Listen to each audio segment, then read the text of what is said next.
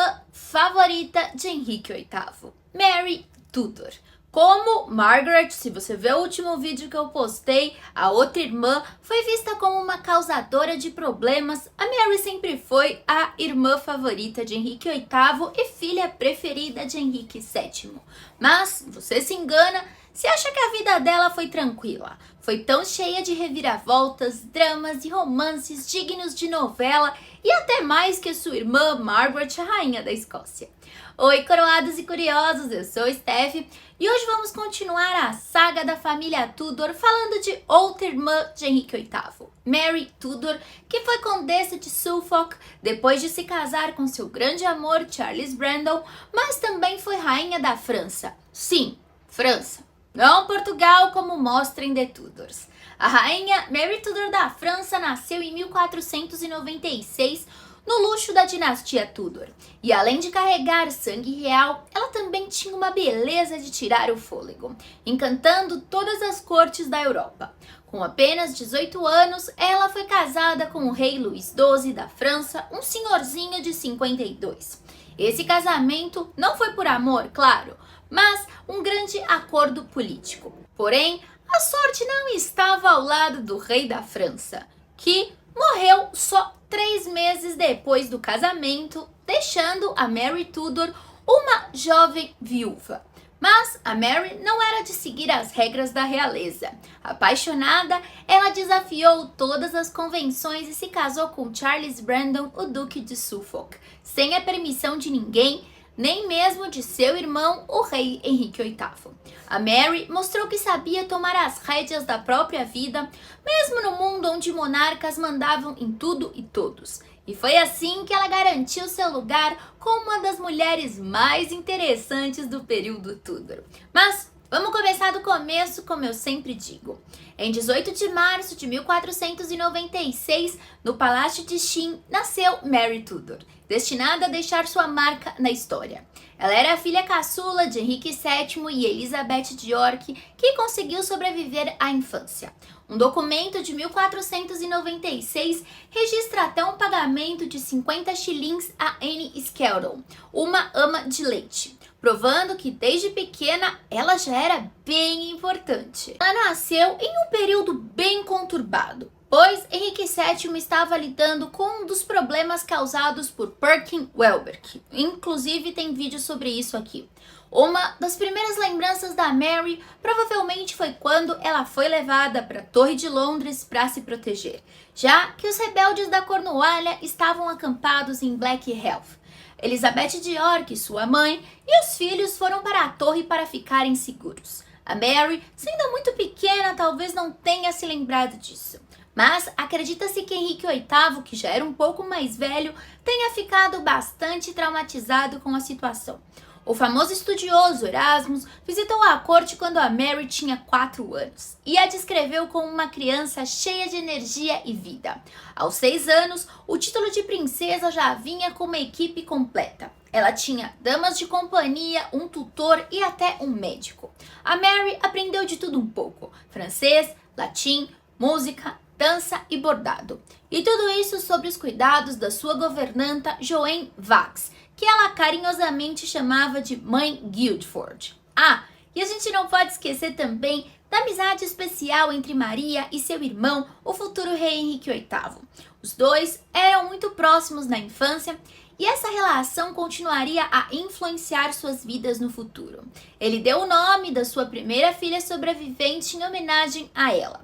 Essa menina no futuro se tornaria ninguém menos que Mary I, a rainha da Inglaterra, a Maria Sangrenta. Nos primeiros anos de sua vida, a Mary foi cercada de muito carinho e atenção. Ela ainda tinha ambos os pais e vários irmãos e irmãs. Passava a maior parte do tempo no palácio de Hilton, com seu pai, Henrique VII, e a sua avó, a Margaret. Seu irmão, o príncipe Arthur, foi criado separadamente. A mãe da Mary, Elizabeth, parecia ser bem próxima dela, mais do que outras mães reais. Existem vários relatos da Elizabeth de York visitando os filhos e mandando presentes para eles. O Henrique VII também era um pai bem carinhoso. Ele pagava por tudo o que ela precisava. É claro, porque era seu pai e também era o rei. A educação da Mary começou com o estudo de línguas como francês e latim, além de música e dança. Ela também aprendeu a tocar instrumentos como o alaúde, o clavicordo e o real. Quando tinha apenas 2 anos, ela recebeu sua primeira proposta de casamento. O duque de Milão, Ludovico Sforza, ofereceu seu filho, o conde de Pávia, como pretendente. Porém, seu pai não quis considerar nenhuma oferta até que ela tivesse pelo menos 7 anos. Mas, como todos os reis Tudor, ele mudou de ideia 2 anos depois. Enfim, em 1499, as coisas começaram a ficar tristes. A Mary perdeu seu irmãozinho Edmund, que morreu com apenas 18 meses em 1500. Nesse ano, surgiu uma oferta vinda de Philip, duque de Borgonha, para o príncipe Henrique, que seria Henrique VIII, para se casar com sua filha Eleanor e para Mary se casar com seu filho Charles, o futuro sacro imperador romano germânico, que tinha apenas 4 meses de idade. Entretanto, o rei Henrique VII não havia se decidido definitivamente sobre nada. O duque da Borgonha então se decidiu por ele e escolheu uma outra noiva, que era francesa, para seu filho. Pouco depois, em 1501, teve o grande evento do casamento do príncipe Arthur com a princesa Catarina de Aragão, que foi um momento bem feliz para Mary Tudor. Ela tinha 7 anos na época e ganhou 2 vestidos novos para a ocasião. Um era de veludo carmesim e o outro de veludo castanho.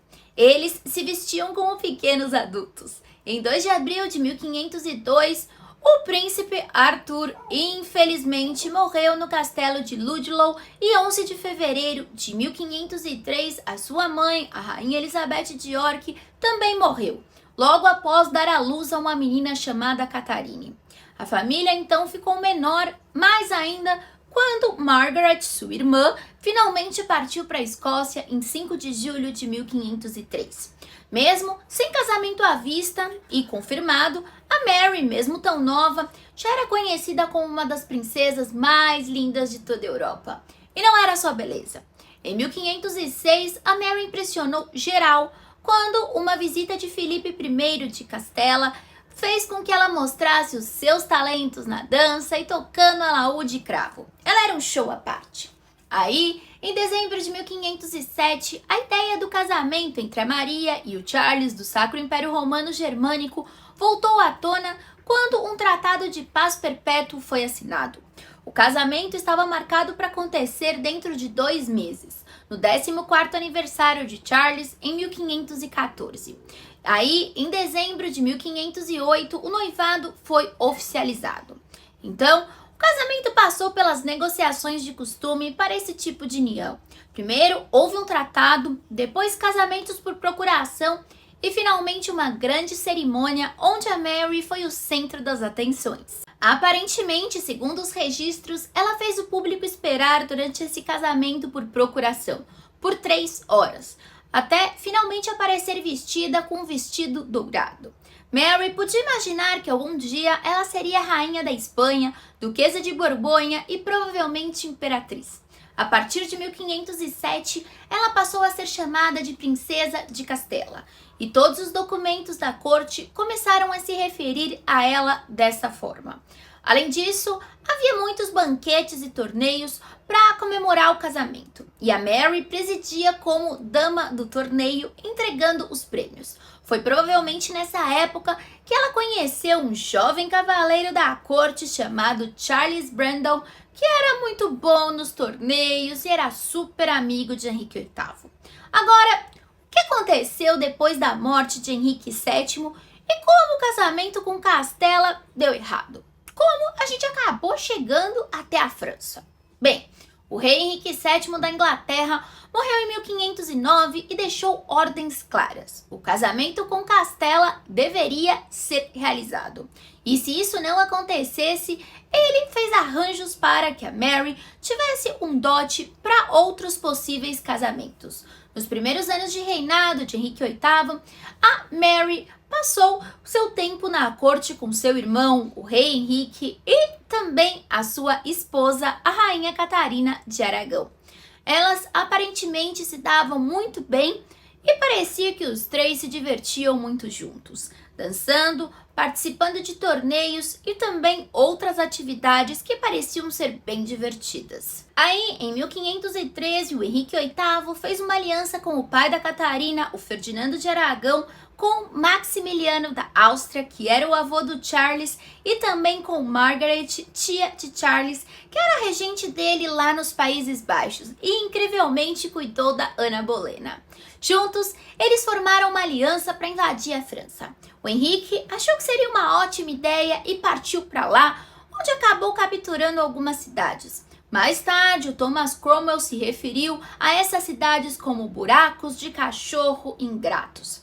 Então, tudo parecia estar indo bem, e foi combinado então que a Maria e o Charles se casariam no ano seguinte.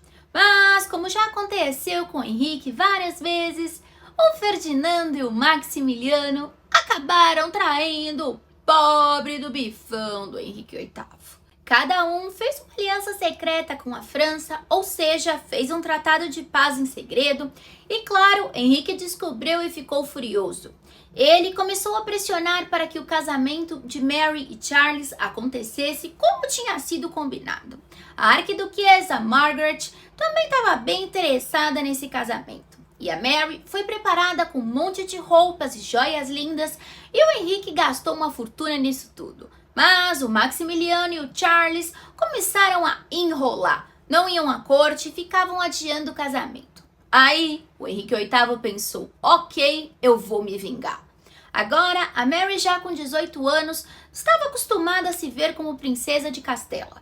Mas a humilhação da situação deve ter sido bem difícil. Então ela foi obrigada publicamente a anunciar que estava desistindo de seu noivado com o futuro Charles do Sacro Império Romano Germânico, e aí ela foi prometida por procuração ao Luís XII da França, que havia perdido sua esposa, a Ana da Bretanha, em janeiro de 1514. Ele era 34 anos mais velho que Mary e não tinha um herdeiro masculino. Então, a Mary teve pouco tempo para considerar sua vida com esse rei envelhecido, porque o seu casamento por procuração já aconteceu no dia 13 de agosto de 1514. Agora, indo para a parte fofa da história e uma das mais românticas. E quem viu uma certa série de TV, The Tudors, já conhece a essência, mesmo com nomes e lugares mudados. A Mary Tudor chegou à França pronta para assumir o seu papel de rainha consorte de Luís XII. Antes de embarcar, ela conseguiu arrancar uma promessa de seu irmão Henrique. Se ficasse viúva cedo, poderia escolher seu próximo marido. Isso era uma grande jogada, porque todo mundo sabia que o Luís não estava no auge da sua saúde e provavelmente ela já estava apaixonada por Charles Brandon. E por que o Henrique concordaria com isso? Provavelmente para evitar que a Mary continuasse insistindo. Ele ainda não tinha filhos naquela época e as mulheres da realeza eram essenciais para alianças políticas. Prometer algo assim era meio arriscado, mas talvez o Henrique estivesse otimista ou romântico em sua juventude. Afinal, ele ainda achava também que teria muitos filhos para negociar casamentos no futuro, já que ainda era 1514. Catarina de Aragão já tinha perdido vários filhos, então a situação era meio complicada. Mas o Henrique VIII ainda era otimista.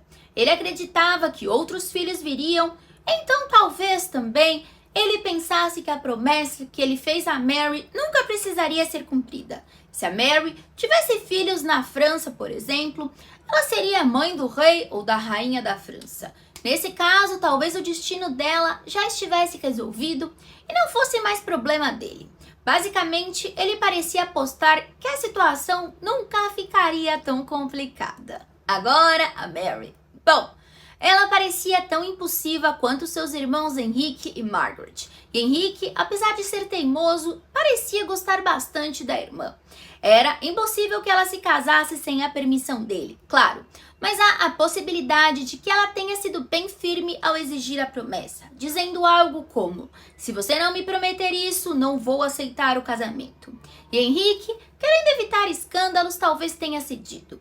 Parece até que ele prometeu o que Mary queria, também só para mantê-la quieta. Afinal, o Henrique não tinha um herdeiro homem e as alianças matrimoniais eram muito importantes para a política internacional. Enfim, a Mary deixou Dover em 2 de outubro de 1514 e seguiu para a França. Aí, chegando lá, tudo parecia que ia dar certo. O Luís XII, seu novo marido, até fez questão de encontrá-la de forma romântica, enquanto ele estava caçando, claro, porque não tem nada mais francês que isso. Eles acidentalmente apareceram usando roupas combinando, o que era uma moda na França, como se fossem a versão medieval de um casal influenciador que combina looks para fazer uma publicidade no Instagram. A Mary impressionou todo mundo. Ela era linda, graciosa e super simpática com o noivo. Em 9 de outubro de 1514, então com 18 anos, ela se casou na cidade de Abbeville com o Luís, que já tinha 52. Imagina só a cena. Uma jovem princesa inglesa, acompanhada por 4 damas de companhia, detalhe que uma delas era Maria Bolena, sobre os olhares atentos da sua antiga governanta e agora dama principal, Lady Guildford. Aí, a Mary se tornou o exemplo perfeito de como uma rainha deveria se comportar. A gente tem que dar um crédito para ela sobre isso. Ela cuidava do Luís como ninguém. Até o alimentava com as próprias mãos quando ele estava doente. Ele também foi um bom marido. Fez tudo o que pôde para impressioná-la. O ritual do casamento foi concluído mais tarde naquela noite e o Luís se gabou de que cruzou o rio 3 vezes. E teria feito mais. Ui, garanhão. Enfim, se ele tivesse vivido mais tempo, a Mary teria se tornado uma rainha respeitada e admirada por todos. Ele parecia apaixonado por ela, mas nem tudo era perfeito. Luís ficou incomodado com a chefe das damas de companhia da Mary, a Lady Guildford. Ele achava ela mãezona demais e não dava espaço para ele ficar à vontade com a esposa. Resultado, ela foi dispensada. A Mary ficou chateada e pediu ao irmão e ao cardeal Wolsey que intervissem, mas parece que eles não deram muito ouvidos. Então, a Mary teve que aceitar. Agora, enquanto ela e o Luís viviam esse conto de fadas meio estranho, tinha uma sombra pairando sobre eles. O herdeiro do Luís, o François, que é o Francisco. Francisco era casado com a filha do Luís, a Claude, mas ele estava só esperando a chance de virar rei. O Luís, coitado, estava tão encantado com a Mary que passou a exagerar. Ficava acordado até tarde, comia demais, bebia demais. Isso cobrou um preço. Luís, que tinha feito escola com Henrique VIII, vocês vão entender, era obcecado por um herdeiro. Só que o plano não deu certo. Enfim, ele estava morrendo e escreveu sua última carta ao Henrique VIII em 28 de dezembro de 1514. Ele elogiou a Mary com as seguintes palavras: ela se comportou até agora e ainda o faz todos os dias, de tal maneira que eu não posso me encantar mais com ela e amá-la e honrá-la, isso mais e mais a cada dia. Ela desempenhou bem o seu papel. Aí, como eu já dei spoiler, 3 meses depois do casamento, no dia 1º de janeiro de 1515, o Luís morreu. Algumas fofocas disseram que ele exagerou na empolgação conjugal e isso o levou à morte. Mas a verdade é que a doença da gota acabou com ele. E infelizmente o casamento curto não gerou nenhum filho. A Mary, que tinha sido rainha da França por apenas 3 meses, agora estava viúva e vulnerável. O Francisco, filho do Luís, apesar de ainda ter que esperar para ser coroado, porque se a Mary tivesse grávida de um menino as coisas mudariam, ele já agia como rei. E parecia que ele não sabia bem o que fazer com a Mary. Ela entrou no período tradicional de luto dos 40 dias usando branco, como era costume para as rainhas viúvas lá na França. Mas o Francisco estava ansioso para saber se a Maria estava grávida.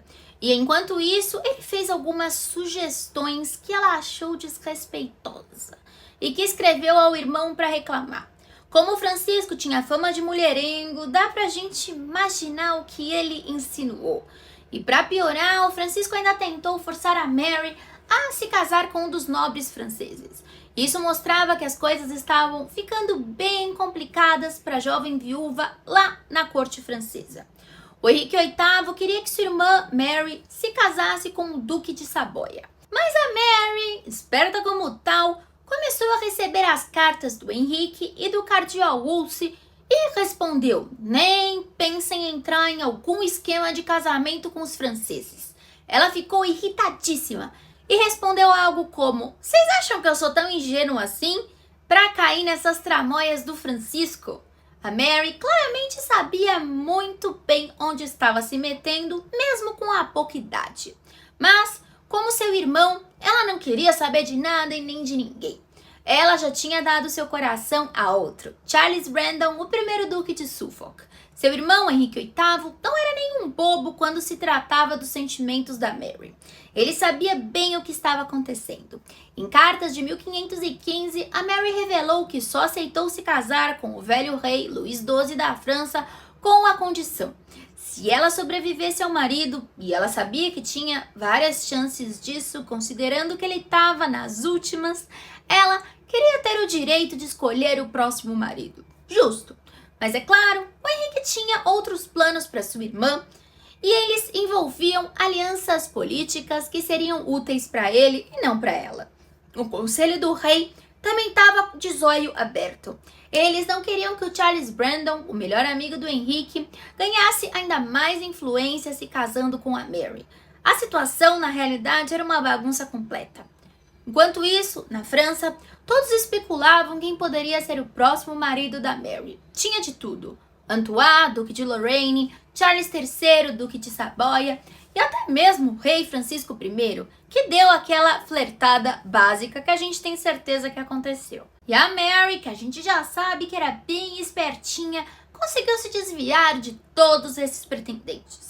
A confusão foi tanta que até dois frades franceses apareceram dizendo para Mary ficar longe do Charles Brandon, porque ele tinha ligações demoníacas. Mesmo com tudo isso, o amor venceu. Mas calma, como que a gente chegou até o Charles Brandon? O Charles Brandon foi um dos escolhidos pelo rei Henrique VIII para acompanhar a Mary Tudor até a França quando ela foi se casar com o Luís XII. Ele e outros nobres, como Thomas Grey, o Marquês de Dorset, fizeram a viagem, participaram dos torneios e se socializaram com a corte francesa. O rei, Luís XII, até elogiou Charles Brandon, dizendo que ele era um bom servo de Henrique VIII e merecia ser reconhecido. Parece que o Charles realmente deixou uma boa impressão até para o rei. Mas o rei sabia que ele estava, Aí, quando Luís XII morreu e a Mary ficou viúva em 1515, o Henrique decidiu enviar o Charles em janeiro de volta à França para buscá-la. E aqui as coisas começam a ficar interessantes. Antes de partir, o Henrique fez o Charles prometer que não pediria a Mary em casamento. Mas olha só, ele não o proibiu de se casar com ela. E por que o Henrique faria algo assim? Isso sugere que ele sabia da afeição entre os dois. Parece que era um segredo bem aberto que a Mary tinha uma quedinha por Charles, que era 12 anos mais velho que ela. Então, o Charles partiu para a França e a Mary estava enfrentando pressão para escolher um novo marido francês. Ela entrou em pânico e, temendo que o rei Francisco pudesse segurá-la na França, implorou para o Charles se casar com ela. Segundo Charles, ela estava tão desesperada que chorava como ele nunca tinha visto uma mulher chorar. A Mary até ameaçou se tornar freira se ele não aceitasse. E se ela virasse freira, ninguém mais podia arrumar casamento para ela. Estratégica, né? A gente gosta assim. Ela também resolveu se aliar com o Francisco. Ela sabia que ele queria que ela se casasse com algum nobre francês para evitar que o Henrique VIII a usasse como peça política. Então, a Mary convenceu Francisco a apoiar o seu casamento com Charles, sugerindo que isso tiraria a Mary da jogada política. E de quebra, pareceria que o Francisco estava dando uma rasteira no Henrique VIII. Ele topou e até participou de um casamento secreto entre os dois, prometendo escrever para Henrique e tentar amenizar a sua fúria. Eles se casaram secretamente no Hotel de Cluny, em Paris, no dia 3 de março de 1515. Só 10 pessoas estavam lá para testemunhar, incluindo o próprio rei Francisco, que aparentemente ficou de boa com tudo isso. Agora, o problema. Isso era tecnicamente uma traição, já que o Charles tinha se casado com uma princesa sem a permissão do rei. O Henrique ficou furioso. Eles encheram o Henrique de cartas já pedindo perdão e o Henrique levou seu tempo escrevendo de volta, já que ele não gostava de escrever. E em 16 de abril, o Charles e a Mary estavam em Calais esperando a permissão do Henrique para atravessar o canal para a Inglaterra. O conselho privado sugeriu punições bem pesadas. E por um tempo parecia que o Brandon estava com a cabeça literalmente a prêmio. Mas aí entrou em cena o cardeal Wolsey, que conseguiu convencer o Henrique a pegar mais leve. Além disso, o Henrique tinha um carinho enorme pela Mary e também pelo Charles Brandon. Então, o casal escapou da execução. Eles finalmente chegaram em Dover em 2 de maio e o Henrique os faria pagar caro. Mas, felizmente, não seria com a vida do Charles. Em vez disso, eles receberam uma multa gigante de 24 mil libras, o equivalente a milhões hoje em dia. E aí o casal seguiu a vida com um final feliz e uma conta bem salgada para pagar. A Mary se casou oficialmente com Charles Brandon no Palácio de Greenwich em 13 de maio de 1515. Como as coisas na realeza precisavam ser bem certinhas, eles só conseguiram legitimar o casamento anos depois, em 1528, com a bula papal do Papa Clemente VII. A Mary parecia ter jeito para ter a família grande, porque assumiu o papel da madrasta das 2 filhas do Charles Brandon do primeiro casamento anterior, na verdade, porque ele teve vários casamentos, com a Anne Brawley, que morreu em 1511 e fez com que as meninas se sentissem em casa. Mesmo casada de novo, a Mary era chamada de Rainha da França na corte inglesa para ninguém esquecer de onde ela vinha. Ela e Charles moravam principalmente em Westhorpe Hall, uma casa de campo em Suffolk, bem longe do barulho da corte. Mas calma, porque a vida tranquila no campo não durou para sempre, principalmente por causa de uma treta com a Ana Bolena. Aí eu vou chegar lá. Antes disso, vamos voltar para falar do casamento. Continuar, na verdade. A Mary engravidou muito rapidamente e deu à luz a um filho chamado Henrique em 11 de março de 1516. Aí, uma filha chamada Frances nasceu em 16 de julho de 1517, em seguida por outra filha chamada Eleanor em 1519. E um outro filho chamado Henrique, em homenagem ao primeiro filho lá, que morreu em 1522. Esse bebê nasceu em 1523. Esse Henrique também não viveria até a idade adulta. Mas, e a relação deles? Bom, as séries de TV adoram pintar o Charles Brandon como um marido terrível, cheio de casos e largando a Mary sozinha. Mas a realidade parece um pouco diferente, não muito. Nos primeiros anos de casamento, tipo entre 1515 a 1521, eles passavam bastante tempo juntos. Eles eram figurinha carimbada nos eventos da corte, como o noivado da princesa Maria com o Delfim da França. E aquele famoso encontro real do campo do pano de ouro. Até então, parecia que estava tudo bem. Tem até cartas onde o Charles dizia que ia visitar Wolsey, mas voltou porque a Mary estava doente e pediu para ele ficar. Dá pra ver que ela era bem apegada e o queria por perto. Mas quanto aos sentimentos do Charles é difícil saber. Mas, pelo menos nessa época, ele parecia estar presente. A partir de 1522 ou 1523, as coisas mudaram. Eles começaram a passar menos tempo juntos e a morte do filho parece ter sido um fator importante. Perder uma criança já é horrível, mas quando é o filho mais velho, que passou pela fase mais delicada da infância, deve ter sido pior. Então, nos primeiros anos, parecia que eles tinham uma relação próxima, com a Mary muito envolvida e carinhosa. Mas, com o tempo e as dificuldades que enfrentaram, especialmente essa perda do filho, eles se distanciaram. A vida deles foi cheia de altos e baixos, bem mais complicada do que qualquer novela ou série possa mostrar. Aí, por volta de 1519, a Mary começou a sofrer com os primeiros ataques de problemas de saúde. Mas ela estava bem o suficiente para participar do campo de pano de ouro. A saúde dela piorou no ano seguinte e ela começou a passar bastante tempo em igrejas e mosteiros, se tornando muito mais religiosa que seu marido. Parece até, aos poucos, que os dois foram se afastando. É como se cada um seguisse um caminho bem diferente na vida. É triste? mas acontece com muitos casais. O casal continuou a ter problemas financeiros durante todo o casamento. O Charles também teve uma amante que deu à luz a um filho ilegítimo em 1521. Foi mais um golpe. Enquanto isso, o Charles então ficava muito tempo na corte, e aí o escândalo do divórcio de Henrique VIII com a Catarina de Aragão começou a tomar forma, por volta de 1526 ou 1527. Era só o começo do drama. A Mary e a Charles, como eu já disse, não suportavam Ana Bolena, e ela não gostava nada da ideia de que Ana, que já tinha sido dama de companhia dela lá na França, fosse agora substituir a sua cunhada querida. Dá para imaginar o quanto isso irritava a Mary, ver a sua ex-subordinada subir ao trono. Aí a Mary começou a criar problemas. Ela conhecia a Catarina de Aragão há anos, a respeitava e não ficou nada feliz com a ideia. Aí, em 23 de maio de 1527, a Mary participou do noivado oficial, seu último evento, na corte, e viu seu irmão dançar com a Ana Bolena. Ela se retirou da corte enjoada com o comportamento do Henrique.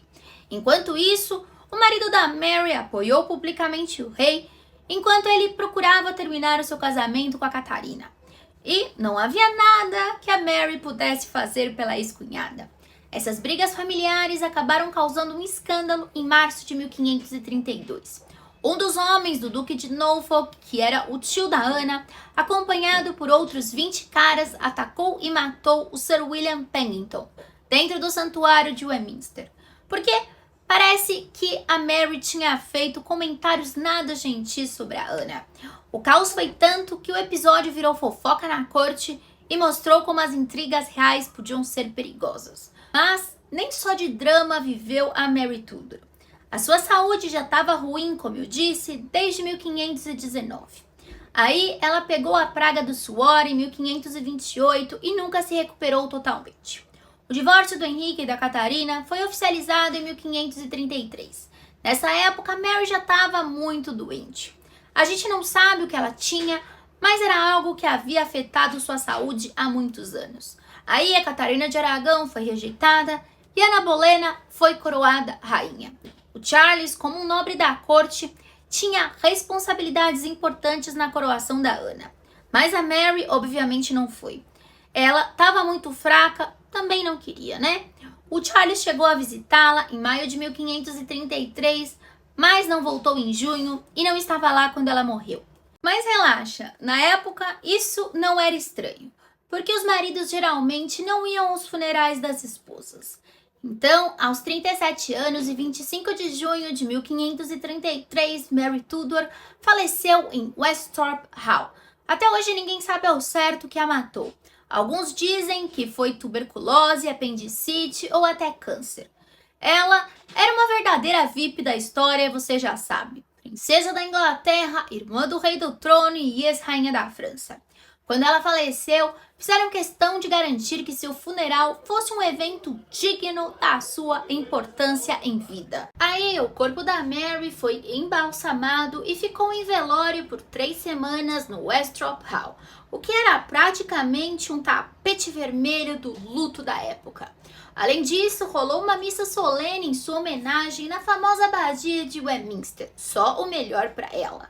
No dia 22 de julho de 1533, aconteceu a grande cerimônia fúnebre, cheia de pompa e luxo. Delegações inglesas e francesas marcaram presença, mostrando que, mesmo depois de morta, ela ainda era uma rainha diplomática. Sua filha Frances, que seria a mãe da Jane Grey, liderou a procissão acompanhada pelo marido e pelos irmãos. Agora, um detalhe interessante.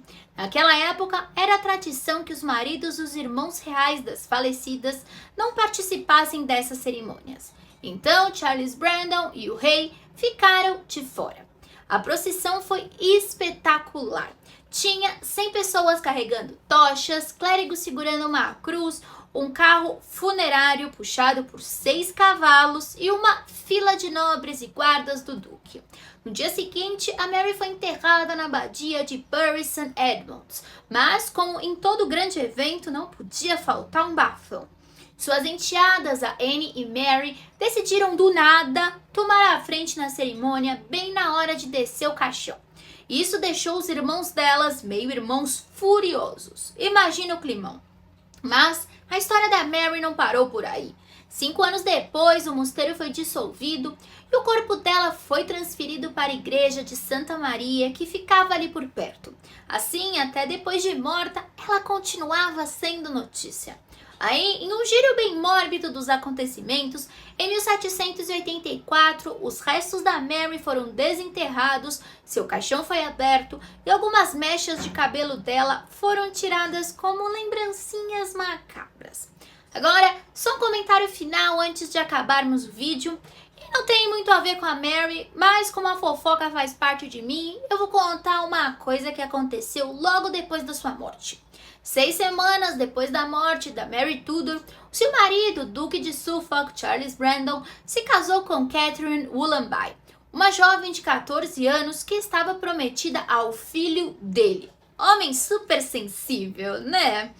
Claro que casamentos rápidos eram comuns na época, mas esse foi de mau gosto até para os padrões Tudors. Afinal, a Catherine Woollanby estava prometida ao filho do Charles Brandon, que, por sinal, ainda estava vivo. Era como se Charles não tivesse perdido o tempo e seguiu em frente. E a fofoca da corte, alguns embaixadores fizeram comentários sarcásticos sobre o casamento. E temos um detalhe curioso. Em algum momento, pouquinho antes, por volta de 1531 ou 1532, Ana Bolena tinha acusado Charles de ter molestado sua filha. Detalhe que assim, pode ter sido a Catherine Woollanby, porque ela era chamada de filha porque estava prometida ao filho dele. Então a acusação pode ter sido porque ele deu atenção demais à sua futura noiva ao invés de suas filhas biológicas. Quem sabe? A Ana Bolena era ótima em soltar acusações e o Charles não era um exemplo de comportamento impecável.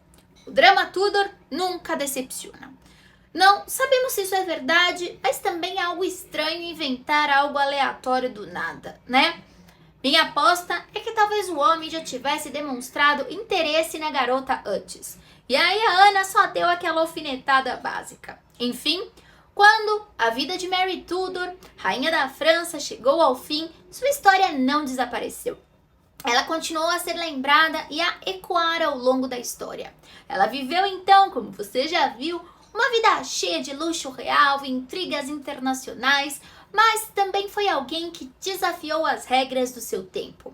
Ela foi uma mulher que teve coragem de desafiar as regras da época e escolher o próprio marido. Imagina só, naquele tempo, as mulheres ricas eram moedas de troca em alianças políticas. E se casar por amor era praticamente um ato de rebeldia. E ela foi lá e fez. Agora, não vamos fingir que foi fácil. Embora ela tenha se casado por interesse político com o rei Luís XII da França, o coração dela pertencia realmente a Charles Brandon. Esse foi um amor que passou por cima de todo o protocolo real e da política. O espírito ousado e corajoso de Mary a tornou uma das figuras mais marcantes da era Tudor.